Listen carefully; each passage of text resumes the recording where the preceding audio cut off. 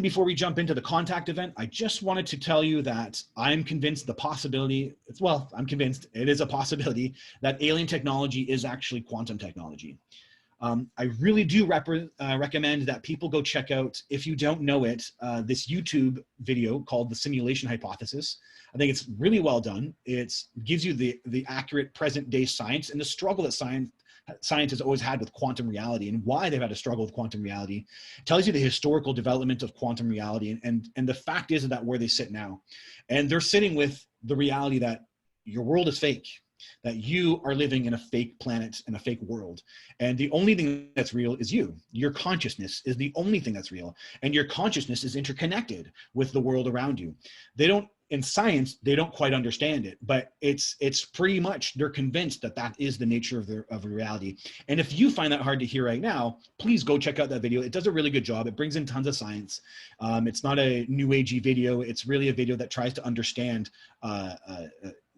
it shows you the science and how it actually came to the conclusion that the world is in fact a hologram. And so I find this fascinating because quantum computers are coming up, where a lot of companies are now starting to invest in quantum computers. And there's some neat things being said about quantum computers, that they'll actually have better representation of nature than any computer that we can generate personally. Meaning, if there was a virus for even the COVID-19 that's out right now, if you're trying to look for a cure for that, you can have computers on it, but it takes months for the computers. And a quantum computer can do it in several days. So the speed of calculations that can accurately reflect nature, it speeds up that possibility, but also it can do it on a quantum level. So it can start computing things about about things on the quantum level. I mean, no one has said anything about consciousness yet, but it starts computing things on the quantum level. And it's pretty well known that they'll be computing in dimensions. And I find that all really fascinating. And so the point I make, and I actually have a video on the simulation hypothesis, because I actually think that people should just know this. I think the present population should be very aware that the world around you, that the scientists of the planet are saying the world around you is fake. It's not real. And so quantum exists within a dimension of no space and no time. And human spiritual experience exists within a dimension of no space and no time. So I don't get it. I don't get why there's not a big revelation going on here. Like, that is what's, when you're psychic, when you're knowing that something's going to happen around the corner, that's no time. And when you are sensing that someone's about to text you, that's no space.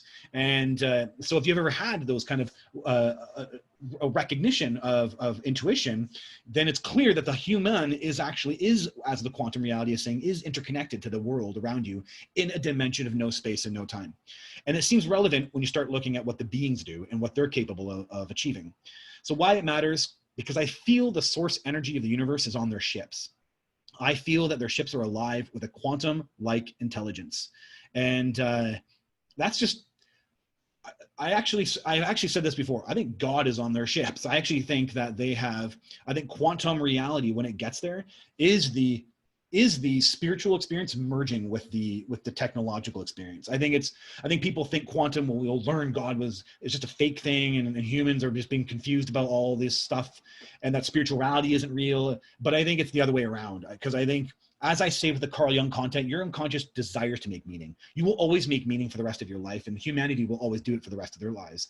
But when you have technology that starts breaching into the unknown, that it might actually be an experience of godhood that people can achieve in this quantum way, much like I did in the White Room experience in that first video. So I think humans, that's what I'm saying here. I think humans will find quantum is the merging of spirituality, the truth about what consciousness is, and technology. And I think the application of quantum technology can lead to the unlimited potential for consciousness technology. So it's when I tell you this contact event, these next two, please put this into consideration.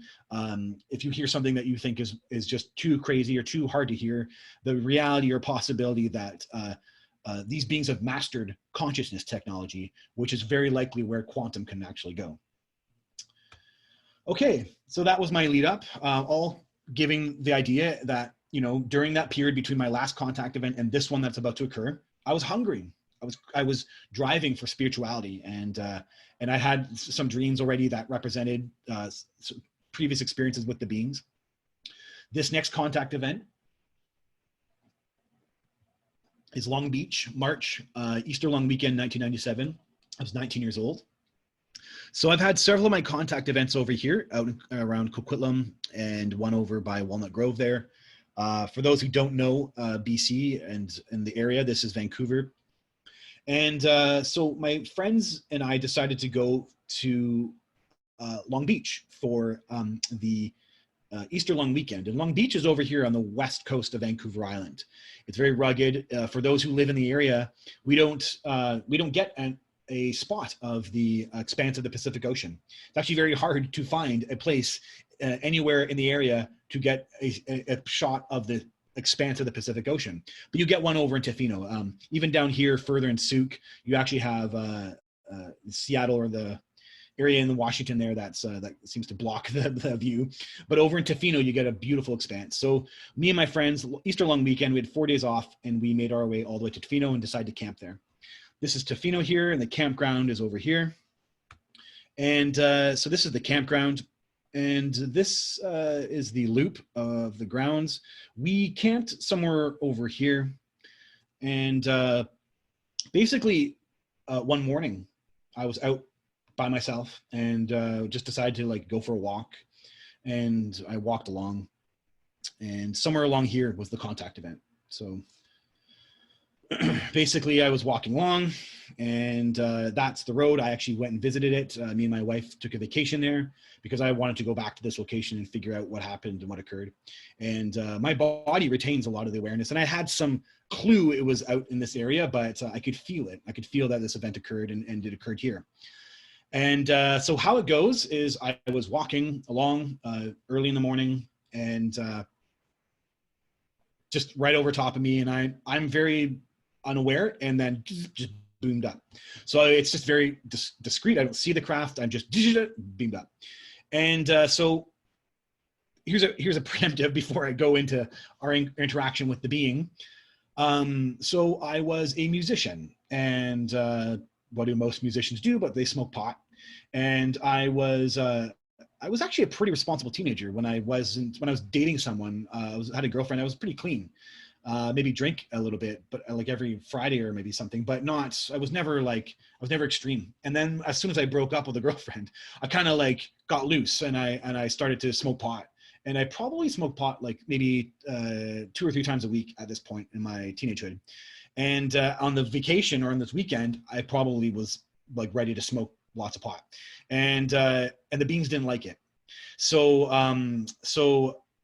basically I'm walking, and in this memory, I'm definitely not on pot. It was in the morning, and very like me, I would not smoke until much later in the afternoon. So, but I was just clearing myself out, and just got up probably and decided to go for a walk. They picked me up, and so it seems to me that I'm put through some type of core of the computer and then dumped out, as if like like a Star Trek's warp drive. It's like the core of the ship. It feels like there's some kind of quantum feeling, intelligence, quantum intelligent feeling, and then it's dumped out from a window, and these 2 rectangular windows, and I wasn't the me that knows them when I got zoomed up, but I've become the me that knows them when I'm dumped out. And so and I'm dumped out, and I'm like, oh, and I like turn to look, and she's right there. The elder's right there. And she reads me psychically right away. She kind of gets into my eyes, and she says, "It's primitive behavior to damage yourself like this," throwing an image of an ape at me. And she says, "You're damaging your mind. You have the potential to ruin our agreement. What we gave you is valuable." And I'm like, oh, like I just almost woke up from like a bad dream, almost like, oh. I was like, oh, I'm sorry. And I was like, oh my God. I was like, I couldn't believe it. I was like, all of a sudden just like, it made sense of what the hell, why that would matter to them. And also my unconscious behavior of just like being ridiculous about smoking pot. And I was like, oh, I'm sorry. And I felt horrible. I felt guilty. And so she's like, go sit in the chair. So then when she says that, I actually begin to realize what's going on. So when I got dumped into by the computer, and she's talking to me, I could feel commotion going on around me. There's like activity. And I realized what was happening is that there were little worker guys, little worker bee guys who were setting everything up. They're tall, small, shorter than her. They seemed like 3 feet tall, and they were setting up the room. The entire contact event happens in this one room, and it seems like they set up a bunch of equipment. They set up that thing, they set up the chair, and they seem to set up something over here. And so that all happened while I was interacting with her. And then as I turned to look, I look at the chair and I noticed the beings. And as I walk to the chair, they actually all kind of file out and they all kind of walk out. So it's just me. And then so this is a chair. This is a metal, like a stainless steel chair. It had some kind of grooves or curves to it. And there was a medical being who was behind the chair. And she's like, yeah, she said, go sit in the chair. So I sit in the chair, and basically they put a thing on top of my head, and it's got a cord that comes out, like a thick cord. And then out on this table beside me, pops up a brain, and I postulate it's my brain. And it's 3D. So it's actually blue and red. It's not a clear picture. It's a blue and red 3D hologram of a brain, and it's live. I can see activity. I can see, like, I guess must have been blood or something, but it was moving. There was like movement going on. There was their script. I could see their script. I could see like waveform patterns, and I could see like information about that brain. And she does this with her hands. She only has 3 fingers, and she's like this. She's like doing something to me, and it's like psychic. There's nothing touching me, so she's doing something psychic, and it's like doing something to me, and I'm like, and I can feel her, and I can feel some kind of like something was moving inside me. I don't know if it was the marijuana. I don't know if anything can do that. I don't know what she was doing, but it was multiple organs, and it was or multiple feelings in my body, and it felt brain related, and it felt very center, like heart, and like top of lungs related, and it was like and I felt, and there was no pain. It was just highly uncomfortable. And I trusted them. I knew that they were concerned for my health. And so the tall medical being is staring at that brain, and she's staring at the brain as they do this. And they're like really, really analyzing and studying the brain. Then she says, we don't want you to do this, but we can't stop you from doing it. We know you're still going to do it. If you're going to do this, use caution. So yeah, that was it. It was like, she can't stop me, and she knows that they don't like it. And so it's like don't go overboard with this, like use caution. And I felt horrible and guilty, and not horrible, but I felt guilty for certain. And so then she's like, go over there. So she commands me basically to go over to this spot over here, and I walk over, and it's this, it looks like this. This is I'm trying to get better at 3D representation. This is, there we go. It's the same thing as this. This is like a flat picture of it, and this is a 3-dimensional representation. I would sit there. This is the bar or the band that would fit behind my head, and this would connect with my spine, or my spine would rest on that. It was weighted, so it didn't like move around, or it didn't feel like I would fall back. And these aren't wheels. That looks like a wheel there, but it's not. They're like, it reminded me of an exercise bike. And I would sit on it, and it seemed like there was some kind of controls here. I don't quite remember. And she turned something on, and when she did, this took up my field.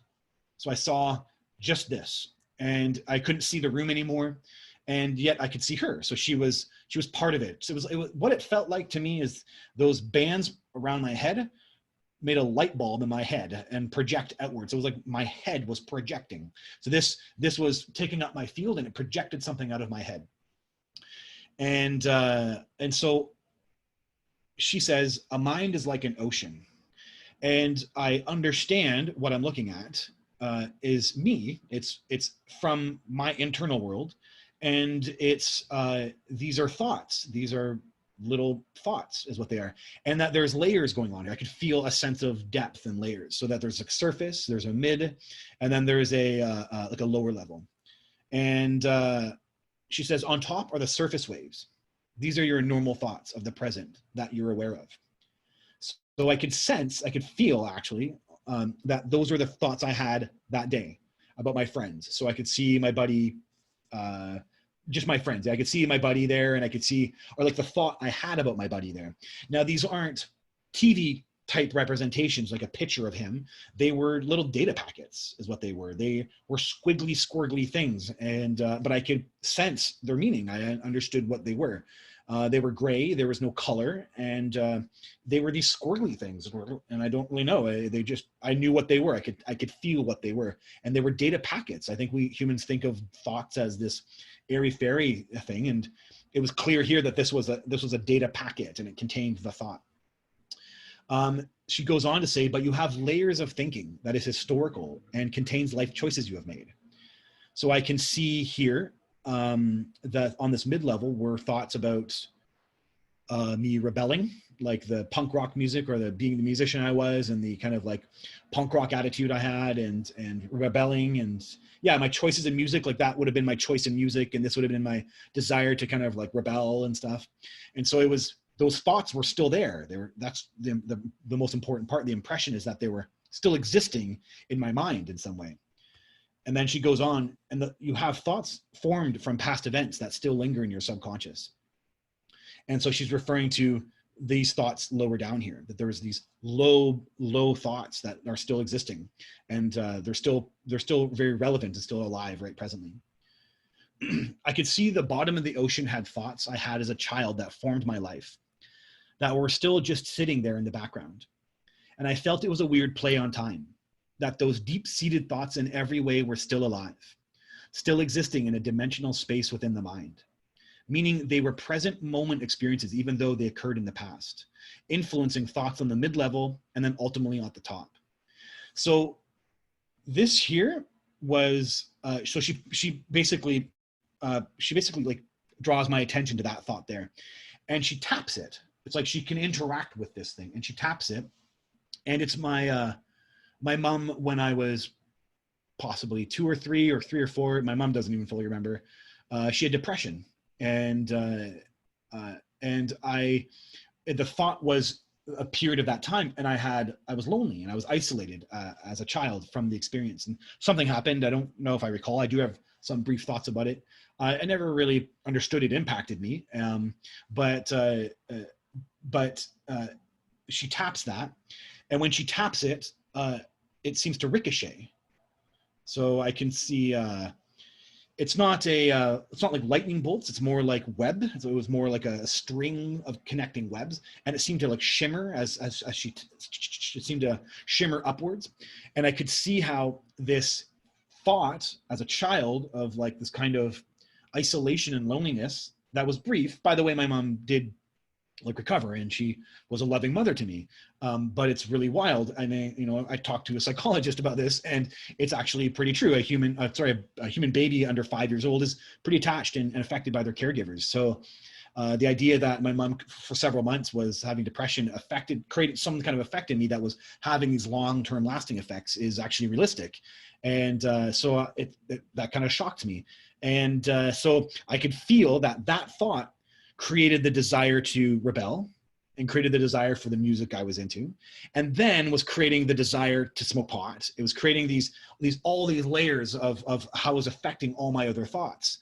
And I also recognized that I wasn't having an equilibrium for smoking pot. I was really just smoking pot to kind of blend in with my friends and conform with my friends. And it basically showed me that I was making these bad social choices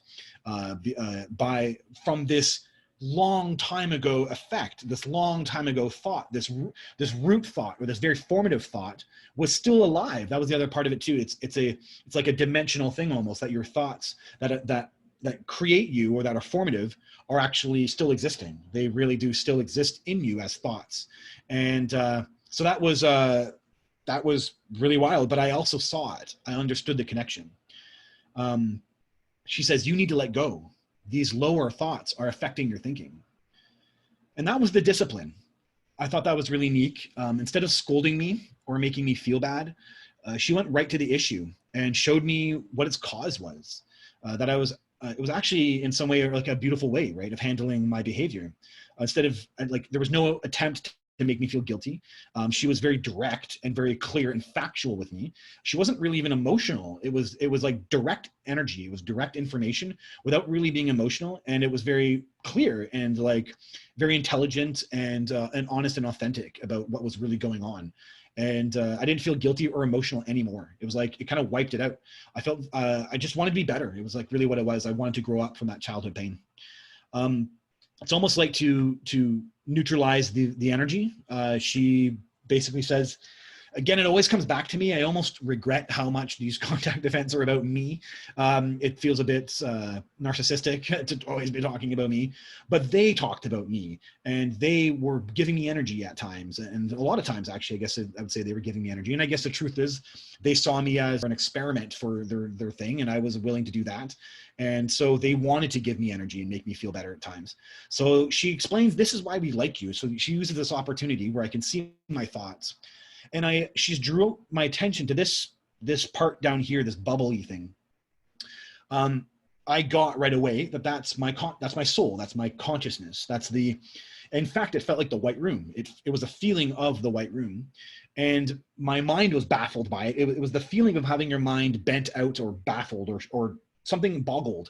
And I think in truth, consciousness or spirit or soul is beyond the mind's comprehension. And my mind really was like, wow, what is that? But I got it. It was the soul. And I understood. She was also explaining that there's a lot of space between the white room and my top thoughts, that there wasn't a lot of, for example, I don't have any religious upbringings. So my parents they grew up with like a religious themselves, and then by the time they had me, they were like, no, you think whatever you want. I had no influence whatsoever. And so, like, for example, something like that might influence the white room, right? And might influence the type of spiritual experiences these beings are giving me. And I had none of that. I had nothing that impacted this kind of exploration into my own consciousness and my own soul. And that's what they really liked. They really liked that was this very gap almost. And so there wasn't a lot of thinking of my own that put itself in the way between my consciousness or my spirit and the eventual realization I'll have in December of 1997. That's it. I get off from that piece there. I walk. And I feel great from that. It actually felt like it raised my consciousness. It felt like it affected me and put me in a higher state. I get off and I walk, and then she's in front of me, and she says, we're walking back to the spot underneath those windows. And as we walk, she does this. She points like this. So she says, you might want to know your future. And she points like this. So like their mannerisms stick in my mind. I think it's sometimes a bit fascinating to look at these beings and see how much like humans they are sometimes. And because their mannerisms can sometimes equate to human mannerisms. And so she did this as she's pointing to this desk thing over here. So it's like a flicking of the wrist. I thought that was just really weird. And so I'm like, oh, okay. And I go and I check this out, and it's this globe thing. It actually was attached to a holographic projector. So she drew my attention to this spot, and it was like a desk and a what'd you call it? A filing cabinet, basically. It was like a higher thing, and it seemed to have squares, no handles, but everything was molded to the wall. It was very attached to the wall, including this filing cabinet. It all kind of seemed to jut out. And then it seemed to me like a holographic projector was put there. Like they just, we're going to put them, like the beings from earlier, the little tiny guys, the worker bee guys, put that there. And sorry, I say worker bees, they weren't bees. They were definitely little gray aliens, but it seemed like that's what that was. They had put that there, and then they turned it on, and this thing just sat there. And so I walked up to it, and it felt like me. It felt like, again, quantum. I'm convinced that my consciousness, my spirit, is the part of me that builds the lives, is plugged in to a computer somewhere. A portion of it is plugged into a gray computer, and then they go in, it goes in, it translates and builds these images. And it felt like me. I could feel me in it. And but my higher self, not me, not the me I know, but my higher energy, the one that I would call my spirit self, the one that I can connect with.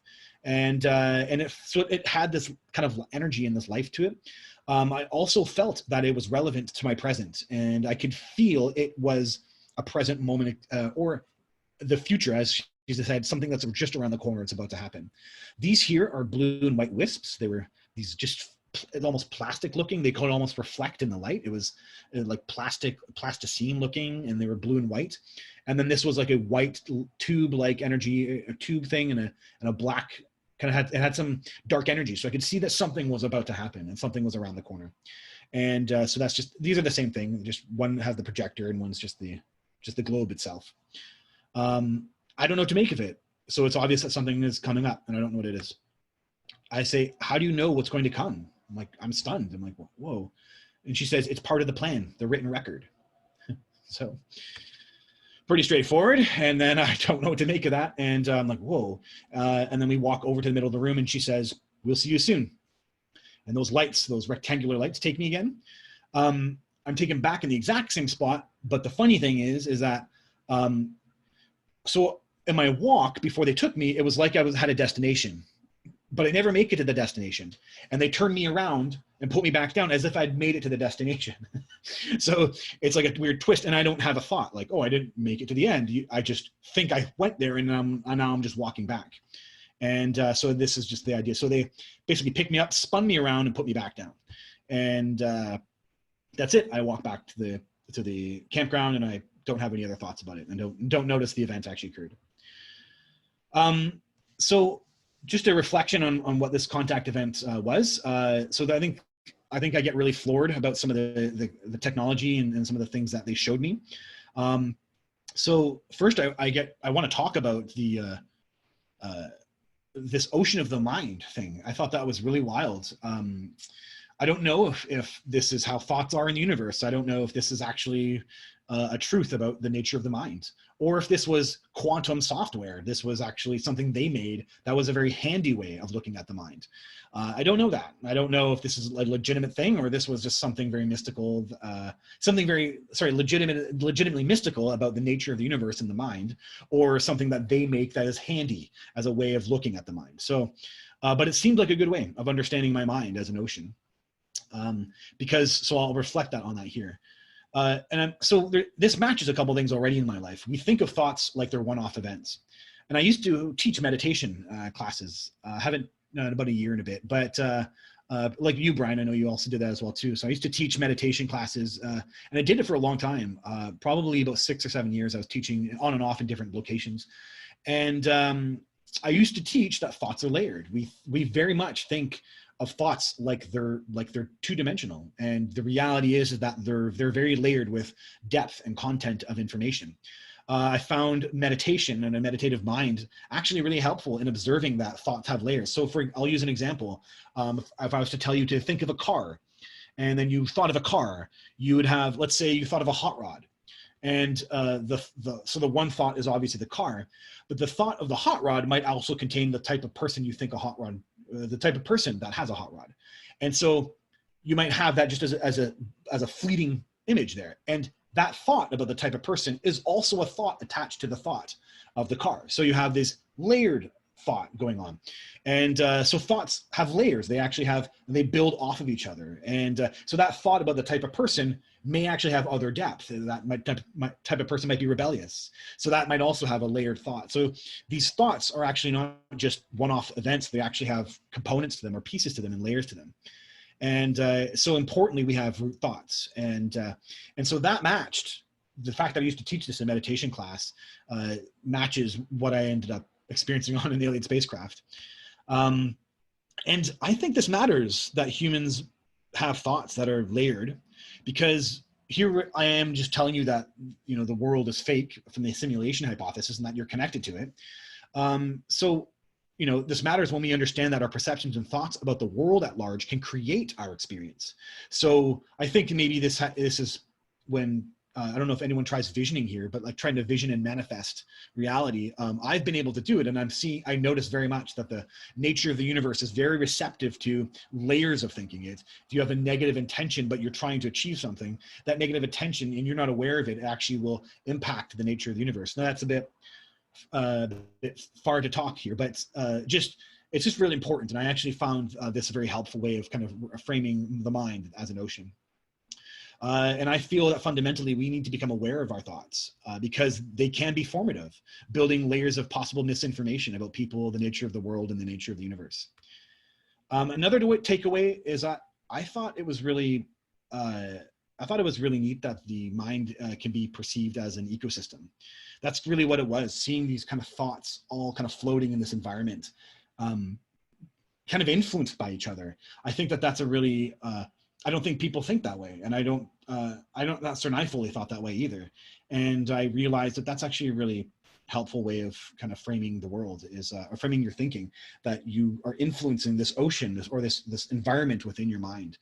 And so for that reason, I believe in positive thinking. I believe in being authentic and very real, but I also believe in positive thinking. So I think those are all takeaways I got from this ocean of the mind technology. And lastly to that, how helpful would it be for humanity to have a device like this?